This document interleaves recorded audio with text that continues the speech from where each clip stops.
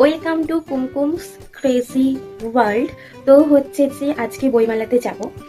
আর বইমেলায় গেছিলাম কলকাতায় ফার্স্ট টাইম ওখানে। তো চলো দেখা যাক, আগে বইমেলায় যাই। Let's go. বইমেলার যে অ্যাট্রাকটিভ জিনিস সেটা তো বই আছেই, সাথে হচ্ছে যে গান বাজনাগুলো হচ্ছিল, নাচ হচ্ছিল, আর লাইটিং জাস্ট ফাটাফাটি ছিল লাইটিংটা। আমার নাচ গানগুলো প্রচণ্ডই ভালো লাগছিল। আর বইয়ের কথার তো কোনো তুলনাই নেই, জাস্ট ব্যাপক ব্যাপক বই ছিল। তারপরে আমরা ঘুরতে ঘুরতে একটা বুক স্টলে চলে যাই, কিন্তু বুক স্টলটা একদমই আমার পছন্দের মতন ছিল না। আমার ফ্রেন্ডসদের পছন্দের মতন ছিল, কারণ ওরা ভূতের বই পড়তে ভীষণই পছন্দ করে, আর আমি ভূতের বই একদমই পড়তে পারি না, কারণ আমি ভূতে প্রচণ্ড ভয় পাই। আমি বই পড়ি, মুভি দেখি, যাই করি না কারণ আমি প্রচণ্ড ভয় পাই। তাও আমি বই দেখছিলাম যে পাই কিনা, কিন্তু আমার পছন্দের মতন কোনো বইই ছিল না ওখানে। যাই হোক, তারপর বইমেলাটা পুরো ঘুরে দেখলাম, সত্যি খুবই সুন্দর হয়েছে।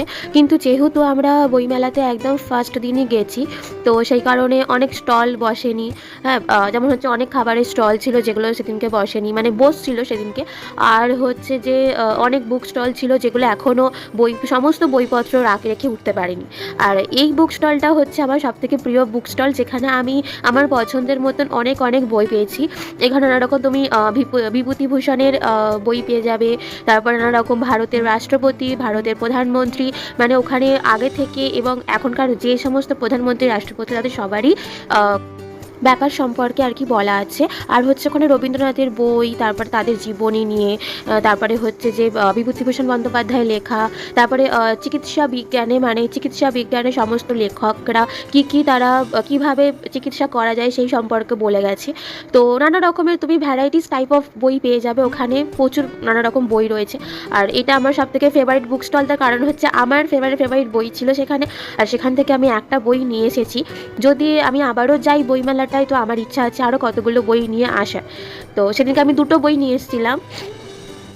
আমার বই কেনার পর আমি একটু মেলাটা ঘুরে দেখছিলাম, দেখতেই পাচ্ছি মেলাটা পুরো ফাঁকা। তার কারণ হচ্ছে আমরা অনেক অনেক প্রথমে চলে গেছিলাম, তখন সবই বুক স্টলগুলো বসছে, অন্যান্য স্টল বসছে। আর আমার ফ্রেন্ডসরা হচ্ছে তখনও বই কিনছিল ওরা।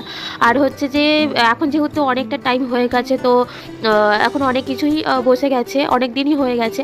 আর হচ্ছে যে ব্রততী বন্দ্যোপাধ্যায় এসেছিলেন, 18 তারিখে পৌশালী ব্যানার্জিরও আসার কথা আছে। তো আমি সব জানি না কোন কোন আর্টিস্টরা আসবে, কিন্তু অনেক আর্টিস্টেরই কথা আছে, আসার কথা আছে একটা দিনে। আমি ওর পিকচারটাও নিতে ভুলে গেছি কারা কারা আসবে, নাহলে আমি ভিডিওতে দিয়ে দিতাম। আর এই তারপর আমরা খাবার দাবার খেয়ে টেয়ে বাড়ি চলে আসি। তো বইমেলায় খুবই মজা হয়েছিল, তোমরাও যেতে পারো বইমেলাটায়, গিয়ে ঘুরে আসতে পারো, সত্যিই খুবই ভালো লাগবে। আর খুব সুন্দর সুন্দর বই আর আমি বইমেলা থেকে একটা হচ্ছে তোমার অ্যাটিটিউড ইজ এভরিথিং, আর হচ্ছে বিভূতিভূষণ বন্দ্যোপাধ্যায়ের লেখা আরণ্যক, এই দুটো বই নিয়েছিলাম। আর এই চকলেট যেটা দেখছো সেটা হচ্ছে হোমমেড চকলেট, সত্যি খুবই খেতে দারুণ ছিল।